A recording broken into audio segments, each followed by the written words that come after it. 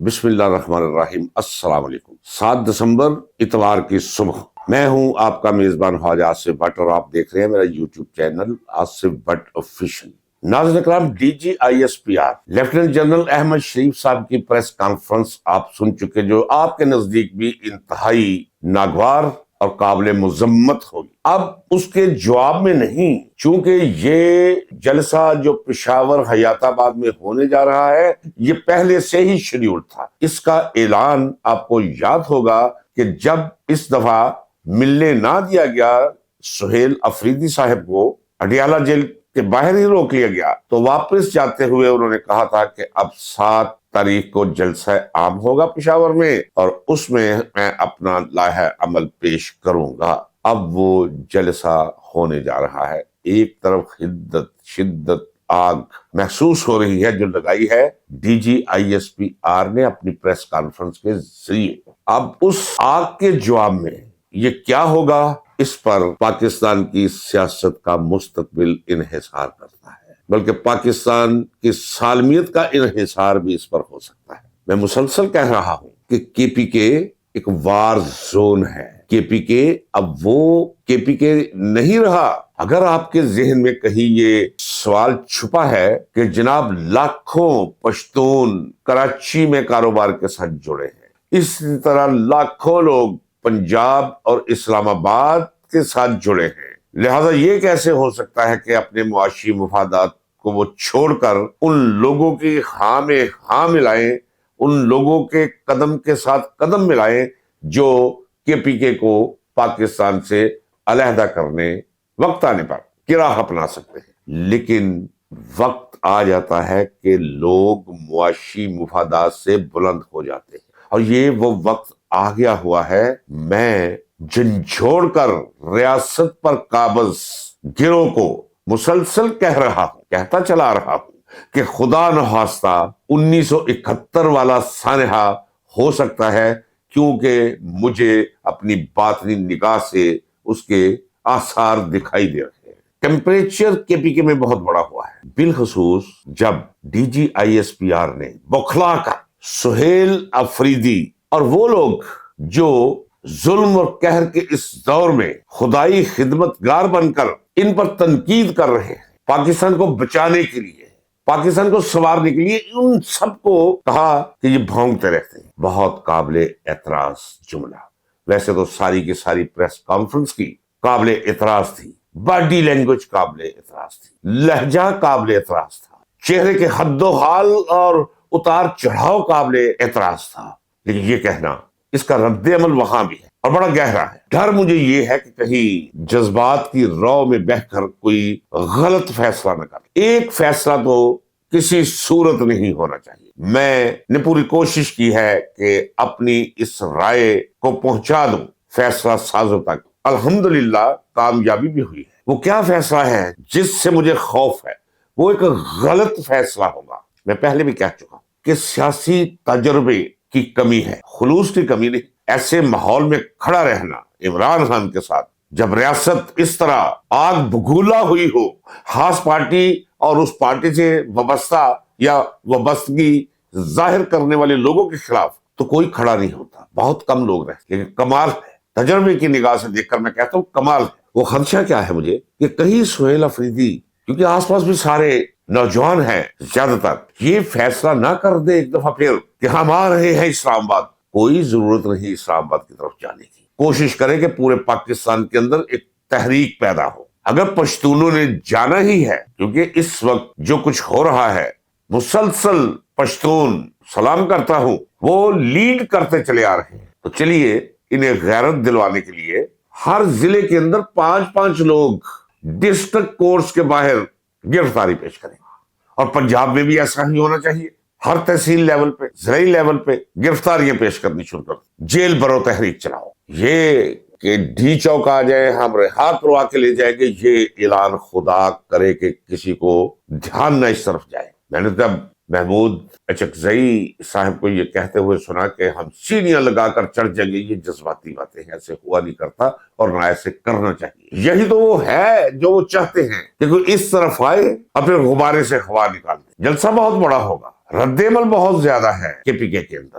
اب آئیے DGISP صاحب کی پریس کانفرنس کے بعد اب پنجاب میں کیا ہو رہا ہے۔ پنجاب میں حوالدار سطح کے لوگ اور ڈیٹ انچارج جو بھی ہیں ضلعی ہیڈ کوارٹرز میں اور تحصیلوں میں، انہوں نے رابطے کرنے شروع کر دیے ہیں PTI کے لیے، جنہوں نے ٹکٹ اپلائی کیا تھا یا جو الیکشن لڑنا چاہتے تھے، اور وہ جنہیں ٹکٹ ملا اور انہیں ہرا دیا گیا۔ جو ڈٹ کر کھڑے ہیں ان کی طرف منہ ابھی نہیں کر رہے کیونکہ مجھے اس کی اطلاع نہیں۔ یہ کوشش کر رہے ہیں کہ اعلان کروانا شروع کر دے کہ ہمارا عمران خان کے بیانیے کے ساتھ کوئی تعلق نہیں۔ ایک دفعہ پھر 9 مئی کے بعد جو وقت آیا تھا پریس کانفرنسز کا کہ PTI اور عمران خان کی مذمت کرتے چلو، فلاح پاتے چلو، اس کا آغاز ہو گیا ہے۔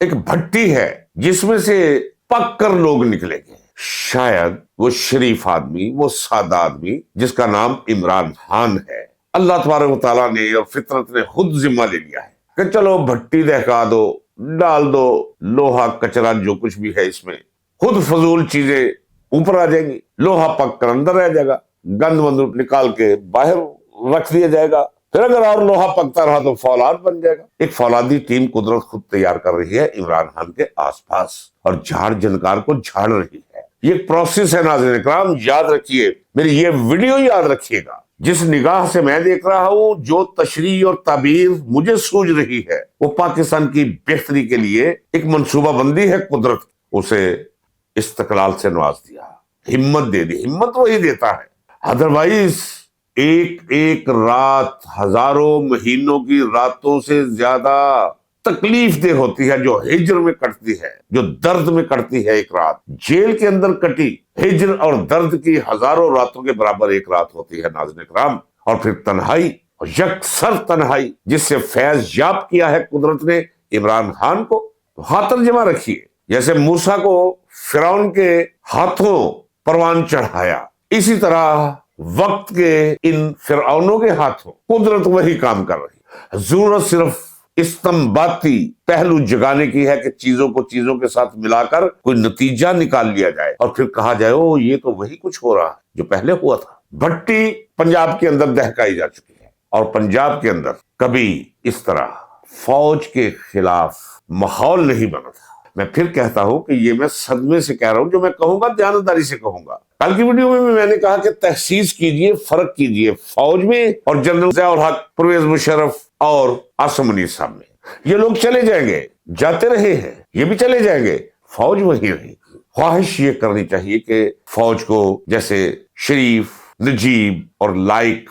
اولاد کی دعا مانگی جاتی ہے، دعا مانگنی چاہیے کہ ہماری فوج کو محب وطن جرنیل میسر ہو، جو پیغمبرانہ سیرت کے حامل ہوں، جو صرف کاز کے لیے اپنی جان لڑا دے۔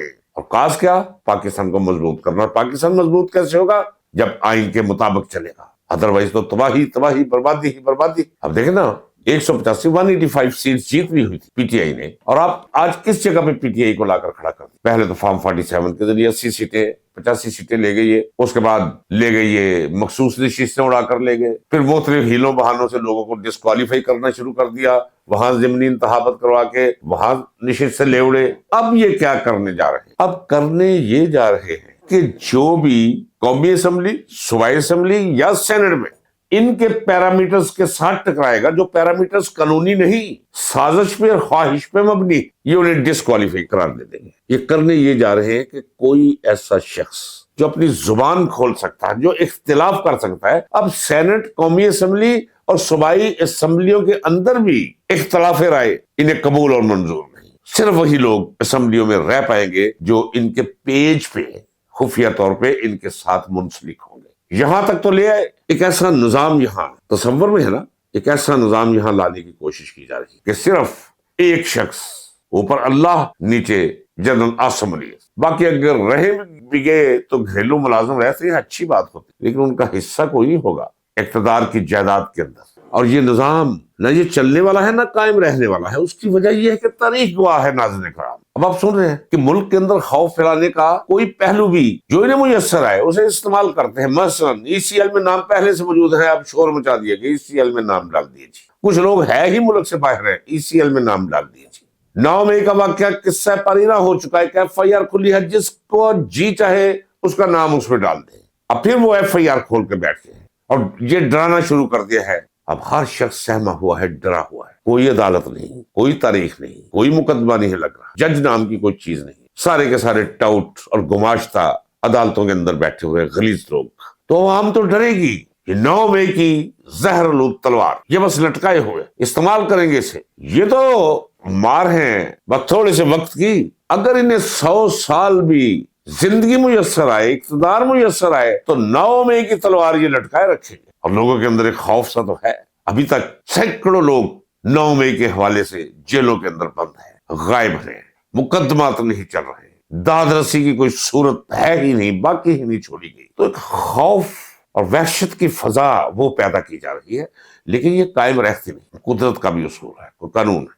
खबरें आ रही है मोहतरिम हज़रात से, दोस्त बता रहे हैं कि गिरफ्तारियां शुरू कर दी गई है, छापों का आगाज हो चुका है। DG ISPR की प्रेस कॉन्फ्रेंस के बाद का ये माहौल है जो कि नया माहौल पैदा किया जा रहा है। दलील ना हो तो इसी तरह की गुफ्तगू होती है जो गुफ्तगू जनरल अहमद शरीफ साहब ने प्रेस कॉन्फ्रेंस में की। मैंने पहले भी अपने व्लॉग में कहा था, आज से कोई 2, 2.5, 3 माह पहले, मुझे कोई जाती नापसंदीदी जैसे आप कहते हैं वो कतई तौर पे नहीं है, लेकिन मैंने मशवरा दिया था कि जितनी जल्दी हो सके इनसे ये मनसब वापस ले लिया जाए। इनके कांधे इस मनसब के लायक नहीं है।